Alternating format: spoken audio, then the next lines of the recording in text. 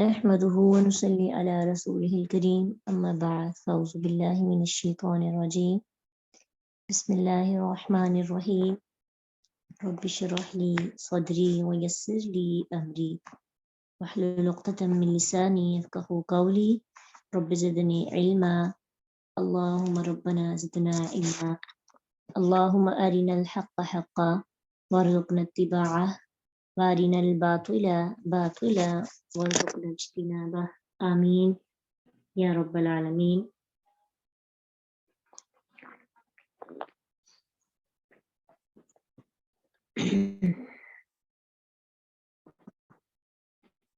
وَلَقَدْ البتہ تحقیق ارسلنا بھیجا ہم نے نوح کو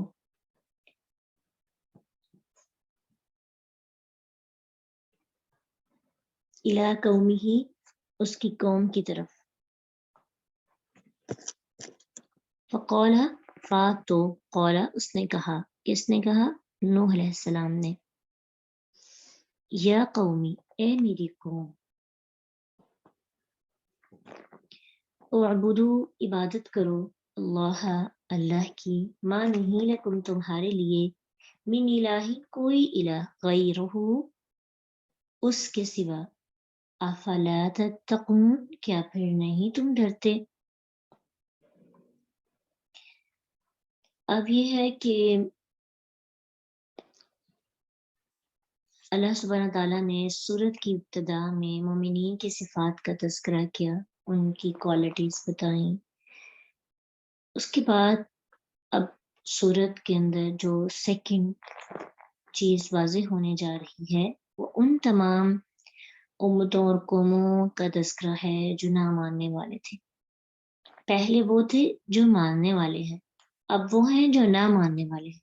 تو نہ ماننے والوں میں سے سب سے پہلے نوح علیہ السلام کی قوم آتی ہے، کیونکہ انہوں نے ہی اللہ کی توحید کا سب سے پہلے انکار کیا تھا. اور انعامات اور دلائل جو توحید کے ہیں وہ اس سے پہلے بیان کیے گئے.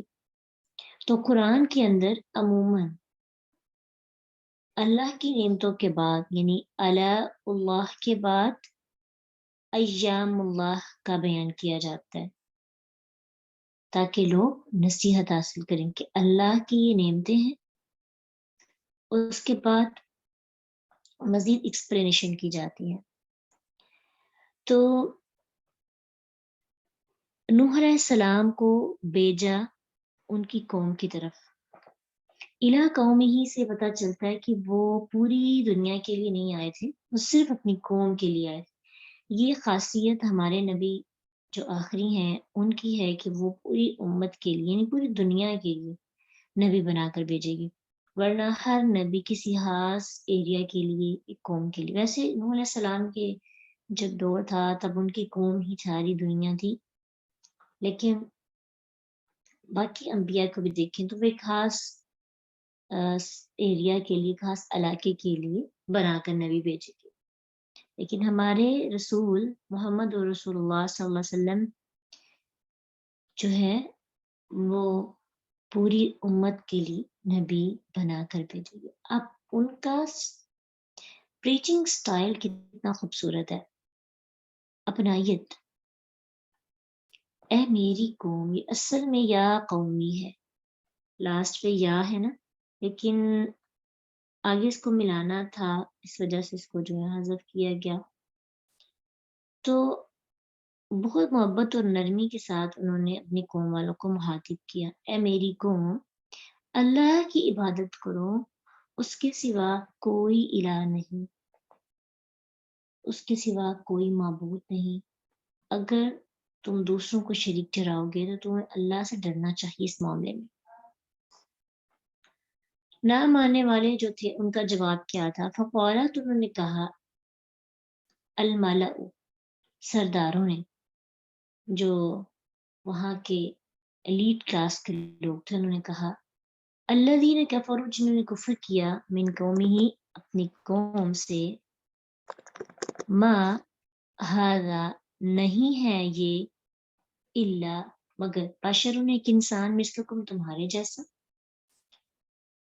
یہاں سے اعتراضات ان کے شروع ہونے لگے کہ انہوں نے نبی پر، نوح علیہ السلام پر مختلف اعتراضات کیے. ان میں سے پہلا اعتراض کہ نوح علیہ السلام تو ایک انسان ہے، اور یہ اعتراض ہر امت کے لیے نبی نے کیا، نبی کے لیے ان کی قوم والوں نے کیا. ایون کہ اگر ہم آج کے دور کے ساتھ اس کو ریلیٹ کریں تو ہماری جو آج کی جنریشن ہے اور امت محمدیہ ہے، ان کے اندر بھی کہیں نہ کہیں یہ چیز پائی جاتی ہے بہت سے لوگوں کے اندر. پہلے جو لوگ تھے نبی صلی اللہ علیہ وسلم کے سے پہلے جو انبیاء ہے، ان کی جو قومیں تھیں، انہوں نے کہا کہ ایک انسان نبی نہیں ہو سکتا، اس لیے ہم ان کو نہیں مانیں گے. تو آج ہم مسلمان کہتے ہیں کہ نبی انسان نہیں ہو سکتا، نبی تو ہے لیکن انسان نہیں ہے.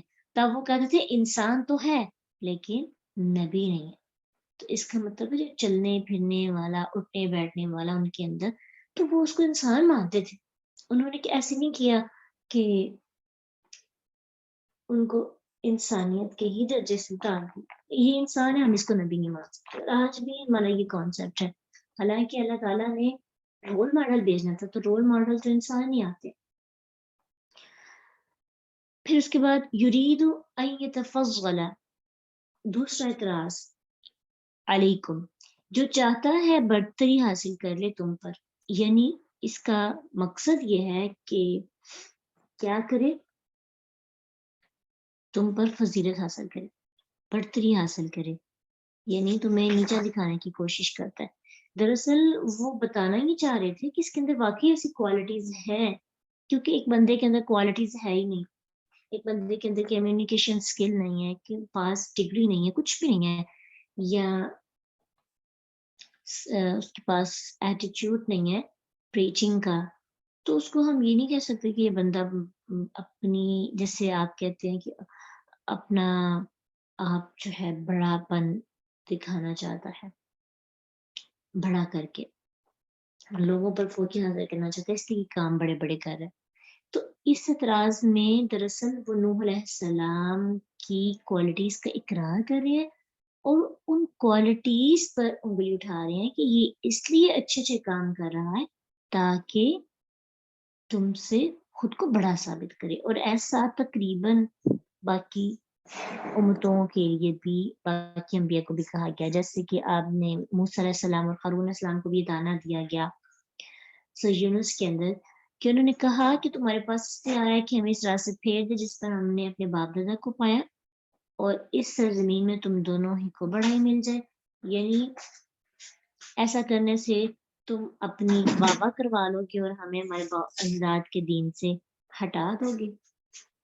تو اس کا جواب، اس کا اپنے ذہن میں یہ رکھنا ہے کہ رسول اپنے منصب کی وجہ سے برتری چاہتے ہیں، ٹھیک ہے، اور برتری کا اگر مثال کے طور پر برتری چاہتے بھی ہیں تو برتری یا فوقیت یا فضیلت ان کا حق ہے. کیوں؟ کیونکہ اگر لوگ ان کو پروٹوکول دیں گے، ان کو اہم سمجھیں گے، تو لوگ ان کی اتباع کریں گے نا، اور اتباع کرنے میں آر محسوس نہیں کریں گے. اس لیے ایک لیڈر کے اندر یہ چیز ہونی چاہیے کہ وہ ایسے کام کرے کہ جس سے لوگ ان کو فالو کرنے لگے. ایک تو نیت تو اللہ کی رضا ہے نا، اللہ کی رضا کے لیے قدم اٹھانا ہوتا ہے، لیکن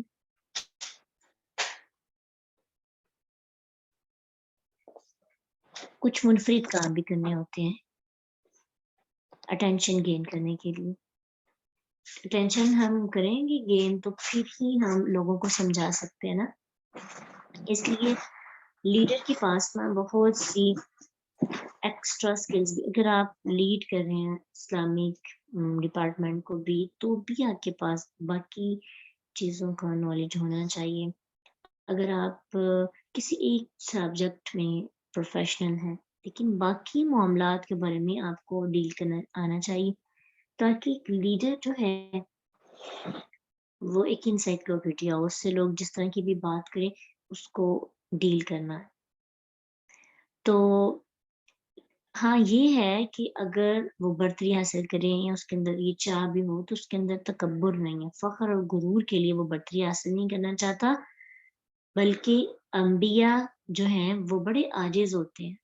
تو اگر لوگ ان کو پروٹوکول دے رہے ہیں تو اس کا مطلب یہ ہے کہ ان کا حق ہے، اور دوسرا وہ ایک حاصل کر کے فخر غرور میں مبتلا نہیں ہوتے۔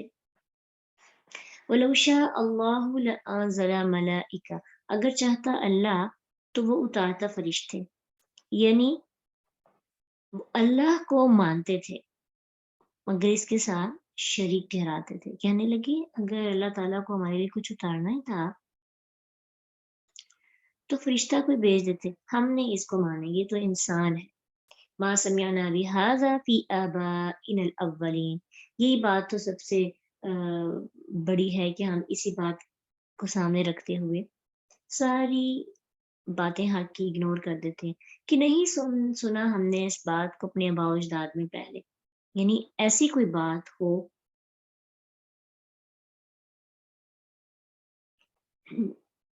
ایسا کوئی دین ہو، یہ ان کا چوتھا اعتراض تھا۔ تو جاہلیت کا زمانہ تھا، زندگی کی ابتدا تھی، اور آہستہ آہستہ زمانے میں جہالت آنا شروع ہو گئی۔ انہوں نے انکار کر دیا اور کہا کہ ہم تمہاری بات نہیں مانیں گے کیونکہ ہم نے نہیں ہے آج تک یہ بات سنی۔ اور عموماً ایسے ہوتا ہے، اب تو الحمدللہ ہمارا آج کا جو دور ہے اس میں ہر بندہ اپنی مرضی کے مطابق اپنے دین کو چوز کر لیتا ہے، اور اس کے پاس چوائسیز ہیں، اس کے پاس انڈیپینڈنٹ ہیں۔ اگر خواتین کی بات کی جب کل میں ایک ویڈیو دیکھ رہی تھی، کرسچن تھی ایک، اور انہوں نے اسلام قبول کیا، تو اچھا وہ جو ہے وہ ایسی کرسچن تھی کہ جو کرسچنس کو لیڈ کرنے، کرسچنس کی لیڈر تھی، چرچ میں بائبل کا مطالعہ کروانا، لوگوں کو کرسچن بننے پر مجبور کرنا، اور اسلام کے اگینسٹ پروپیگنڈا، اسلام کے خلاف بتانا کہ اسلام کے اندر یہ خامیاں ہیں۔ تو پھر اللہ تعالیٰ نے ان کو توفیق دی، اور پھر اس کے بعد انہوں نے اسلام قبول کیا، تو اس وقت بھی ان کو اپنے جو گھر والوں کے سے یہی فیس کرنا پڑا کہ آج تک تو ہمارے خاندان میں کوئی ایسا نہیں کرتا، تو تم کیسے اس کو، حالانکہ تم تو لیڈ کرنے والی۔ تو بس یہی بات سامنے آتی ہے کہ آباء و اجداد سے ہم نے یہ نہیں سنا تو پھر ہم کیسے ایمان لیں۔ یہی چیز حالانکہ کبھی کبھی نا حق کا پتہ چل جاتا ہے، لیکن ہدایت جب ملتی ہے تو کچھ لوگوں کو مل جاتی ہے، اور کچھ لوگ ہدایت، حالانکہ وہ جتنی زیادہ اس کے اندر انوالو تھی ان کو کبھی سوچا بھی نہیں ہوگا کہ میں کبھی مسلمان ہو سکتی ہوں۔ میں اب دیکھیں جیسے ہم لوگ اپنی کتاب کے ساتھ اتنے ان ٹچ ہیں، تو اسی طرح وہ لوگ بھی، ہمیں بھی جو مذہبی لوگ ہوتے ہیں وہاں پہ بھی ان کی بھی لیکچرز ہوتے ہیں، ان کی بھی عبادات ہوتی ہیں، ان کی بھی ورک شاپس ہوتی ہیں۔ تو اللہ تعالیٰ جس کو توفیق دیتا ہے، لیکن بس یہ چیز ذہن سے نکال دیں کہ آباء و اجداد کیا کر رہے ہیں، وہ نہیں ہے ہمارا دین۔ ہمارے اللہ، ہمارے رسول ہمیں کیا حکم دیتے ہیں، اصل ہمارا دین وہی ہے۔ یہ اگر ہم سوچیں گے، بہت سی بدعات جو ہیں اور بہت سی دین کے اندر ایسی باتیں جو نہیں ہیں وہ انشاءاللہ آہستہ آہستہ ختم ہو جائیں گی، اور آئندہ آنے والی نسل کو بھی ہم ایک اسٹیٹ فارورڈ دین دیں گے جس کی میں ہر بات کی ایک دلیل ہوگی۔ پھر کہنے لگے ان ہوا الا، نہیں وہ مگر رجل، ایک شخص بھی جس کو جنت جنون ہے۔ جنہ جو ہے جیم نون نون سے ہے، اس کا مطلب ہوتا ہے ڈانپ لینا، اور جنت کو بھی جنت اس لیے کہا جاتا ہے کیونکہ اس کا روٹ ورڈ بھی یہی ہے، ڈانپنا۔ اب چونکہ یہاں پہ مجنون ہونے، دیوانگی کی پوائنٹ آف ویو سے بات ہو رہی ہے، اس لیے کہ جب انسان کے اوپر کوئی جنون طاری ہوتا ہے تو انسان کے سامنے ہر چیز جو ہے تاریک ہو جاتی ہے، بس اس کو ایک جنون سا سوار ہوتا ہے۔ کہنے لگے اس کو ایک بس جنون ہے، فتربصوا، تم انتظار کرو، بھی اس کے لیے، یعنی یہ جنون بس ختم ہو کے رہ جائے گا، حتی حین، ایک وقت تک۔ یہ جنون، یہ دیوانگی ہے، اور یہ جو وہ کہہ رہا ہے کہ میں اللہ کا رسول ہوں، تو یہ بات تو ہم نے کبھی سنی نہیں، تو اس کو نا سر پہ تبلیغ کا جو ہے سوار ہے۔ تو جنت کے بارے میں کہہ رہی ہوں نا، جنت کو بھی جنت اس لیے کہا جاتا ہے، وہاں پہ اتنے گہرے اور اتنے ڈارک اور اتنے بڑے بڑے درخت ہوں گے کہ وہ ان درختوں سے جنت ڈھانپی ہوئی ہوگی، بہت زیادہ درخت ہوں گے، اس لیے جنت باغ کہا جاتا ہے نا، اس کا روٹ ورڈ بھی یہی ہوتا ہے۔ اب یہاں پہ وہ نوح علیہ السلام کو ایک دیوانہ اور مجنون ثابت کرنے کی کوشش کر رہے ہیں، اور ایسے بھی جو جنون ہوتا ہے نا، وہ جنون تو چند دن ہی رہتا ہے، پھر وہ جنون ختم ہو جاتا ہے اور انسان پھر نارمل ہو جاتا ہے۔ تو انہوں نے بھی سمجھا کہ جیسے ابھی ہمارے دین کے اندر کوئی نیا دین میں آتا ہے تو لوگ اسے کہتے ہیں اس کو تھوڑا دن کا جنون ہے، بس یہ ختم ہو جائے گا، پھر تو اس نے ویسے کا ویسے ہو جانا۔ جو بھی آپ کو کرسچنس کی بات بتا رہی تھی، ان کا بھی یہی تھا کہ ان کے گھر والوں نے ان کو بہت زیادہ پریشان کیا، ایون کہ کہہ رہی تھی کہ میرے پیرنٹس نے سوسائڈ کرنے کی کوشش کی، اگر آپ دوبارہ اسلام سے خارج نہ ہوئے تو ہم خود کو مار لیں گے۔ تو انہوں نے گھر سے نکال دیا۔ تو کہتی ہیں کہ انہوں نے گھر سے صرف اس لیے نکالا تھا کہ یہ جب باہر جائیں گی تو پھر ان کو گھر والوں کی یاد آئیں گی، تو ایک جنون سوار ہے اور واپس آ جائیں گی۔ لیکن اسلام ایک اتنا خوبصورت دین ہے کہ اسلام کی خاطر گھر سے نکالے جانے والے لوگ اپنے اسلام میں اور مضبوط ہو جاتے ہیں۔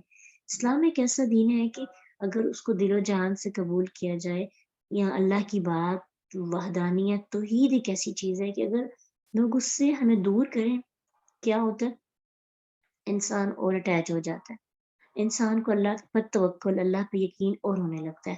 یہ علیحدہ بات ہے کہ اللہ تعالیٰ نے جن کو بچپن سے مسلمان بنایا، وہ اس کی اس طرح سے قدر نہیں کرتے جتنے وہ لوگ جو بڑی مشقتوں سے سہ کر، مشقتیں برداشت کر کے اس تک آ رہے۔ قولا کہا، ربی اے میرے رب، انصرنی، مدد فرما میری، بما کذبون، اس وجہ سے جو انہوں نے جھٹلایا مجھے۔ آپ یہ بار بار نوح علیہ السلام کے بارے میں کبھی کوئی بات، کبھی مذاق کیا کرتے تھے، پریشان کرتے تھے، اذیتیں دیتے تھے۔ آپ کو یاد ہے کہ جب وہ کشتی بنا رہے تھے تو ان پر جو ہے باتیں کستے کہ اچھا اس نے تو خشکی میں کشتی بنانی ہے۔ تو نوح علیہ السلام کا رویہ کیا تھا؟ وَإِذَا خَاطَبَهُمُ الْجَاهِلُونَ قَالُوا سَلَامًا، کہ کچھ نہیں کہتے تھے، جب بھی گزرتے لوگ سلام پیش کرنا اور اس کے علاوہ انہوں نے کچھ بھی نہیں کہا، الجھنا نہیں۔ کتنے سال انہوں نے تبلیغ کی، اور پھر اتنی دیر کے بعد، 950 سال کے بعد تقریباً، پھر جا کے انہوں نے اللہ تعالیٰ سے دعا کی کہ اللہ مجھے نہیں لگتا کہ ان میں سے کوئی بھی مسلمان ہوگا۔ 10 نہیں سال، 4 سال، 5 سال، 100 سال نہیں، بہت سال انہوں نے محنت کی، پھر جا کے ان کو اس چیز کا اندازہ ہوا۔ سورۃ نوح کے اندر اللہ تعالیٰ نے ان کی اس بات کو اور ان کی اس تڑپ کو بیان کیا ہے۔ کہتے ہیں وَقَالَ نُوحٌ رَبِّ لَا تَذَرْ عَلَى الْأَرْضِ مِنَ الْكَافِرِينَ دَيَّارًا، نوح نے کہا اے میرے رب، زمین پر ان کافروں میں سے کوئی رہنے والا نہ چھوڑ، إِنَّكَ إِن تَذَرْهُمْ يُضِلُّوا عِبَادَكَ وَلَا يَلِدُوا إِلَّا فَاجِرًا كَفَّارًا، اگر کوئی اگر تو نے کو چھوڑ دیا یا تو چھوڑے رکھے گا تو وہ تیرے بندوں کو گمراہ کریں گے، اور کسی نافرمان سخت منکر کے سوا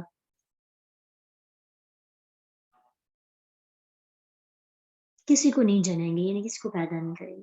پھر اسی طرح سورۃ قمر آیت 10 کے اندر بھی اللہ سبحانہ تعالیٰ فرماتے ہیں فَدَعَا رَبَّهُ أَنِّي مَغْلُوبٌ فَانتَصِرْ، بس اس نے اپنے رب سے دعا کی، اے اللہ میں بے بس ہوں تو میری مدد کر۔ تو اتنی جلدی ہمت نہیں ہارنی، یہ انہوں نے تب کہا جب ان کو اندازہ ہو گیا کہ اب کوئی ایمان نہیں رہے گا، کوئی نہیں بدلنے والا۔ پھر اس کے بعد کیا ہوا؟ اب اللہ تعالیٰ نے اپنے نبی کی بات کو پورا کرنا تھا، دعا جو انہوں نے کی۔ اب کہا فَأَوْحَيْنَا، پس وحی کی ہم نے، الیہ طرف اس کی، ان کے، اصنع بنا، صنع بنانا، مہارت کے ساتھ بنانا، الفلک کشتی۔ اس سے پتہ چلتا ہے کہ کشتی بنانا اللہ تعالیٰ نے سکھائی، اور اس کے سب سے پہلے بانی کون ہے؟ نوح علیہ السلام۔ بانی کشتی کون ہے؟ نوح علیہ السلام۔ बिआयुनिना हमारी निगाहों के सामने, ववाहयिना और हमारी वही के मुताबिक। अल्लाह ताला ने इंस्ट्रक्शंस दी थी, अल्लाह ताला ने तरीका सिखाया सारा बनाने का। फ़इज़ा फिर जब जा आ जाए अमरुना हुक्म हमारा, वफ़ारत तन्नूर, वफ़ार वा और फा जोश मारे, फवारा बेसिस से है। अत्तनूर तनूर।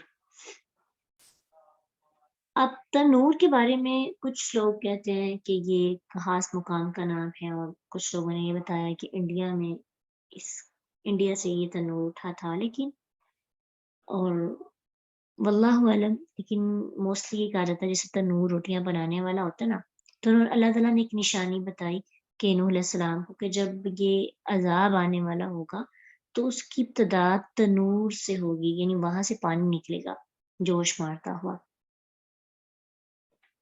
और फिर सूरत हूद के अंदर भी हम इसको डिटेल में पढ़ के आए। कश्ती बनाई नूह अलैहिस्सलाम ने पहले ही अल्लाह ताला के हुक्म से, और अब इंतजार होने लगा। फसलुक तो दाखिल कर ले, फीहा इसमें, किसमें, इस कश्ती में। आप ऐसे क्यों बता सकते हैं?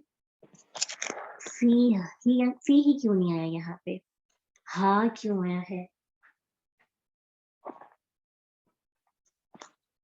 जी आमना परवीन, आप बताएं फी हा यहाँ क्यों इस्तेमाल हुआ है? प्रोनाउंस की बात कर रही हूँ मैं। हाँ क्यों हुआ है, ही क्यों नहीं इस्तेमाल हुआ?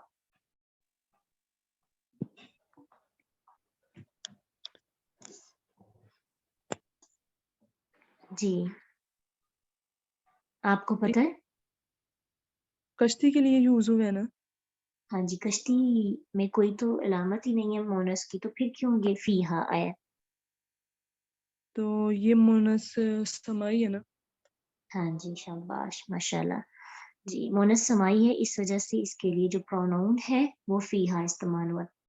मैं कुल्ली हर किस्म के, तो इसमें दाखिल कर ले हर किस्म के ज़ौजैन जोड़े, नर और मादा। ज़ौजैन जोड़े, जोड़े में नर और मादा ही आता है, इस नईन दोनों। अब ज़ौजैन इस नईन के दो मीनिंग्स किए जाते हैं। एक ये कि इस नईन इसकी ताकीद के लिए आया, यानी एक नर और एक मादा, हर चीज के, जानवर के भी। उसके बाद ये भी कहा जाता है कि ज़ौजैन इस नईन का मतलब ये भी है कि दो नर और दो मादे, यानी जोड़े में दोनों, दो दो। ठीक है।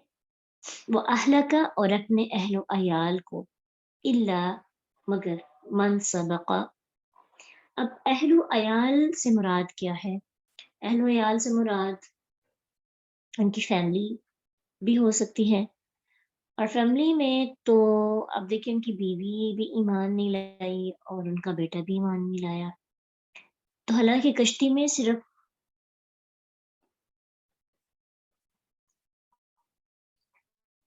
उनकी फैमिली ही सवार नहीं थी, बल्कि उनके फॉलोअर्स भी थे। तो अब यहाँ पे आम जो अहलो अयाल लिया जाता है, जैसे आपको कार्ड आता है शादी का तो उसके ऊपर बिमा अहलो अयाल लिखा होता है, तो आपकी फैमिली ही जाती है। लेकिन यहाँ पे मुराद फॉलोअर्स भी हैं, क्योंकि फॉलोअर्स भी जहाँ पे छोटी सी कम्युनिटी होती है और एक नजरिए के लोग होते हैं, माइनॉरिटी होती है, थोड़े होते हैं, तो वो एक फैमिली की तरह जिंदगी बसर करने लगते हैं। तो इसलिए यहाँ पे, क्योंकि फिर उनकी मोहब्बत आपस में इस तरह की हो जाती है जैसे फैमिली से भी बढ़ के होती है। बाज़ औक़ात जो क़ल्बी मोहब्बत होती है वो खूनी रिश्तों से भी ज़्यादा इंसान के अंदर सरायत कर जाती है। दीन की मोहब्बत, अल्लाह के लिए मोहब्बत, तो इतनी ज़्यादा होती है कि वो आपके खूनी रिश्तों के साथ नज़रियात नहीं मिलते। जैसे मूसा नूह अलैहिस्सलाम का बेटा और उनकी जो बीवी हैं, ईमान ना लाए और वो बच भी ना सके। लेकिन जो उनके साथ वाले उनके फॉलोअर्स थे चंद, वो बच गए। तो ऐसी मोहब्बतें खून के रिश्तों पे भी हावी हो जाती हैं। ये बहुत गहरी होती हैं और बड़ी देर तक चलती हैं, और इनमें बहुत हुस्न भी होता है, सुकून भी होता है। तो अल्लाह ताला की रज़ा के लिए जो लोग मोहब्बत करते हैं ना आपस में, ایک تو آپس میں ایک دوسرے کے لیے نعمت بنتے ہیں، اور دوسرا یہ کہ ان کو آخرت میں اجر بھی دیا جائے گا۔ قیامت کے دن ان کو کیا اجر ملے گا بتا سکتے ہیں آپ؟ جو لوگ اللہ کی رضا کے لیے محبت کرتے ہیں، دو لوگ، ایک پورا گروپ آپس میں پیار کرتا ہے اللہ کی رضا کے، ایک دوسرے کو سپورٹ کرنا، ایک دوسرے کی ایمان کے لیول کو بڑھانا، اہل و عیال کی طرح، جیسے آپ کے گروپس ہیں تو آپ یہاں پہ اہل و عیال کے لیے کی طرح رہیں، تو اللہ قیامت کے دن ایسے لوگوں کو عرش کا سایہ نصیب کریں گے، عرش کے سائے تلے ہوں گے یہ لوگ، اور نور کے ممبروں پہ ہوں گے۔ انشاءاللہ اللہ تعالیٰ ہمیں توفیق دے، ہم لوگ جو ہے اللہ کی رضا کے لیے، اللہ کے لیے محبت کریں۔ تو اللہ کی محبت، اللہ کے لیے محبت بہت ہی مضبوط اور گہری ہوتی ہے۔ الا ما سبق علیہ القول منہم، مگر جو پہلے ہو چکی اس پر بات ان میں سے، یعنی دو جوڑے اور اپنے اہل و عیال کو، اپنے فالورز کو، اپنی فیملی کو جو ایمان لائے ہیں ان کو کشتی میں بٹھا لو۔ لیکن اہل و عیال میں علیحدہ ایکسیپشنل کیسز بتا دی کہ وہ لوگ جن پر بات ثابت ہو چکی ہے، جن کے لیے عذاب لکھا جا چکا ہے، ان کو نہیں تم بٹھا سکتے، ان کو بٹھا نہیں سکتے۔ سبق علیہ، سبق کے بعد جب علی آ جائے تو اس کا مطلب ہوتا ہے کہ جن کے خلاف بات ثابت ہو چکی ہے، اور سبق کے بعد اگر الا آ جائے، لی آ جائے، لی سوری، سبق کے بعد کیا آ جائے، لی یا لہم، اور لہم سے پہلے لی آ جائے تو اس کا مطلب ہوتا ہے ان کے حق میں بات گزر چکی ہے، یعنی سبق کا لی پازیٹیو اور سبق کا علی نیگیٹیو جو ہے تعصب میں پیش کرتا ہے۔ اب یہ کہ جن کے خلاف ایک عذاب ثابت ہو چکا ہے ان کے ساتھ، ان کے علاوہ، فلا تخاطبنی فی الذین ظلموا، میرے مجھ سے ان کے معاملے میں خطاب نہ کرنا، بات نہ کرنا جن نے ظلم کیا۔ یہ نوح علیہ السلام نے اپنے بیٹے کے بارے میں بات کی تھی نا، تو اسی کا ذکر ہے کہ ان کے بارے میں مجھ سے بات بالکل بھی نہ کرنا۔ انہم مغرقون، بے شک وہ غرق کیے جانے والے ہیں۔ کیوں؟ کیونکہ ان کا عمل ہی ایسا ہے کہ ان کو غرق کیا جا سکے۔ اب کیا ہوا؟ فَإِذَا، پھر جب، استویتا، تم کیا کرو؟ سوار ہو جاؤ تم۔ استویتا کا روٹ ورڈ ہے، یعنی یہ سوام سے ہے، اور سوا کا مطلب ہوتا ہے دونوں کناروں سے برابر، یعنی جب کوئی چیز بیلنسڈ ہو جاتی ہے، اعتدال میں آ جاتی ہے تو اس کو سوا کہتے ہیں۔ تو یہاں پہ کیا مطلب ہوگا؟ یعنی جب تم بیٹھ کر سبل جاؤ، جم جاؤ، آرام سے بیٹھ جاؤ، دونوں کشتی کے دونوں کنارے بالکل ٹھیک ہو جائیں، پھر آگے بڑھو، ٹھیک ہے؟ یعنی وہ سچویشن بڑی ایسی ہوگی نا جب آپ کو پتا ہو۔ اب دیکھیں اللہ تعالیٰ نے کتنے خوبصورت الفاظ استعمال کیے۔ بیٹھنے کا اور بھی تو مطلب ہو سکتا ہے نا، سوار ہونے کا بھی، لیکن یہاں